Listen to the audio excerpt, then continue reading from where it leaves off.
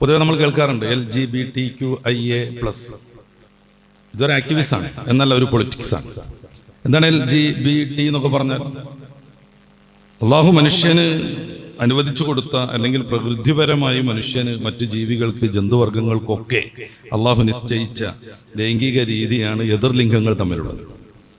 അതാണ് പ്രകൃതിപരം. അതുകൊണ്ട് സ്ത്രീ പുരുഷ ലൈംഗിക ഭാഗങ്ങൾ അനുപൂരകങ്ങളാണ്, ഒന്നൊന്നിനെ ആവാഹിക്കാൻ ശേഷിയുള്ളതാണ്.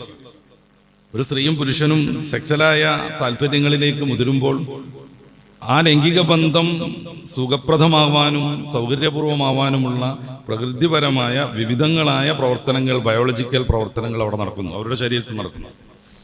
അതിൻ്റെ ഭാഗമായാണ്, അതിൻ്റെ ശാസ്ത്രീയ വശങ്ങളിലേക്ക് ഞാൻ കടക്കുന്നില്ല തൽക്കാലം, ഈ ലൈംഗിക ബന്ധം സുഖപ്രദമാവാനുള്ള അല്ലെങ്കിൽ സൗകര്യപൂർവമാവാനുള്ള ലൂബ്രിക്കൻസുകൾ രൂപപ്പെടുന്നത് പോലും. ഇത് അള്ളാഹു നിശ്ചയിച്ച ലൈംഗിക ഭാഗങ്ങളിൽ മാത്രമാണ് ഉണ്ടാവുക. അള്ളാഹു നിശ്ചയിച്ച പ്രകൃതിപരമായുള്ള ലൈംഗിക ഭാഗങ്ങളിൽ മാത്രമേ ഇത് സംഭവിക്കുള്ളൂ. ബാക്കിയുള്ള ഇതുപോലെയുള്ള ഏതൊക്കെ വൃത്തികേടുകളുണ്ടോ അതൊക്കെ സാധ്യമാക്കണമെങ്കിൽ, അവരുടേതായ താല്പര്യങ്ങൾ നിർവഹിക്കപ്പെടണമെങ്കിൽ തീർച്ചയായും പുറം വസ്തുക്കളെ അവർ വ്യാപകമായി ഉപയോഗിക്കേണ്ടി വരുന്നു. അത് കാരണം ശാരീരികമായി നിരവധിയായ അനർത്ഥങ്ങളും ഉണ്ടാകുന്നു. ഞാൻ പറഞ്ഞു, ഇത് വിസ്തരിച്ച് പറയേണ്ടതാണെന്ന്.